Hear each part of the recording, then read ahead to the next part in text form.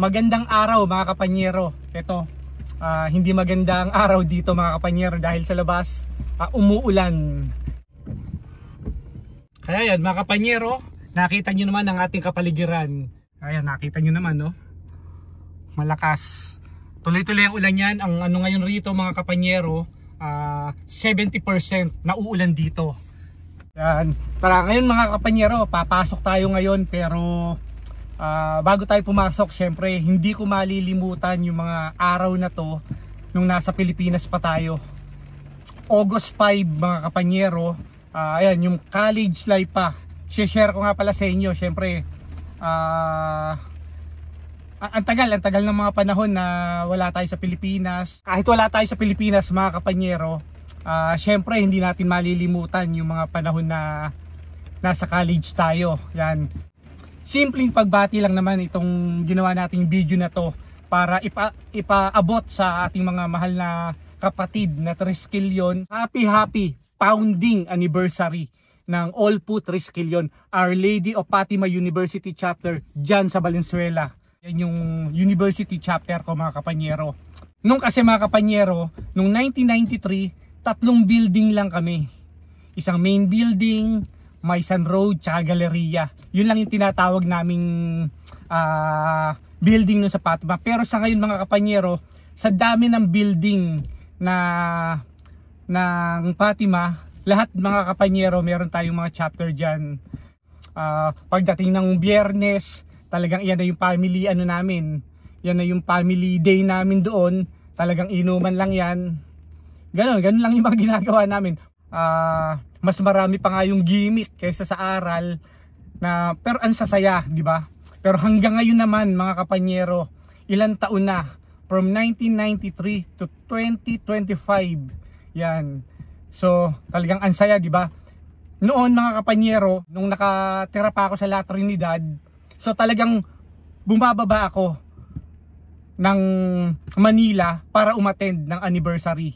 Kaya nga ngayon mga kapanyero, yung mga naunang Triskelion, mga naglalabasan ngayon para sumuporta sa mga bagong community-based chapter natin dyan sa Pilipinas.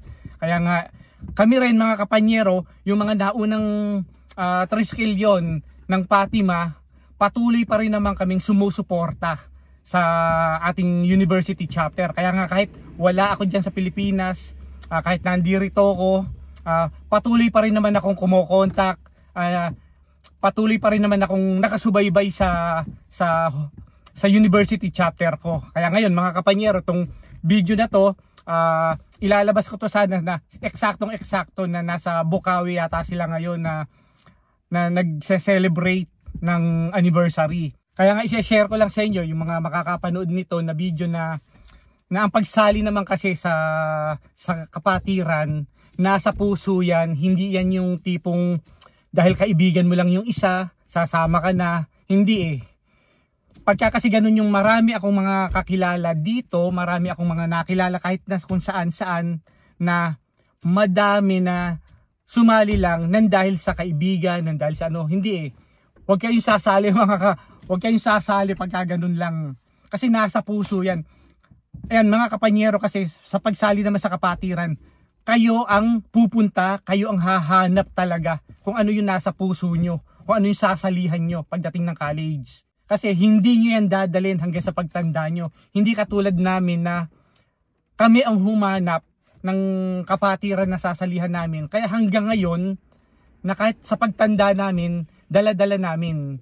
Saka ngayon mga kapanyero, sa edad kong to, sumusuporta pa rin ako. Nung nagpunta ako rito sa Canada, kumontak naman ako rito sa Alberta Council, Northern Alberta Council. So, eto ako ngayon, nandito ako ngayon sa Northern Alberta Council. Ganun ang sistema. Kaya nga nasa puso pa. Kaya mga kapanyero, ulitin ko lang, nasa puso ang pagsali sa kapatiran. Hindi dahil sa udyok ng iba, hindi dahil sa udyok ng mga kaibigan, ng mga taong nakapaligid sa inyo. Hindi kayo lalago sa kapatiran pagka ganun. Mawawala at mawawala kayo sa sirkulasyon ng kapatiran. Kaya yan mga kapanyero, na-share ko lang sa inyo. Ayan, shout out nga pala sa lahat ng Triskelion, sa lahat ng Tau Gamma Pi, Tau Gamma Sigma, Triskelion's Grand Fraternity Sorority. sa buong mundo. Yan, maraming salamat sa inyong suporta.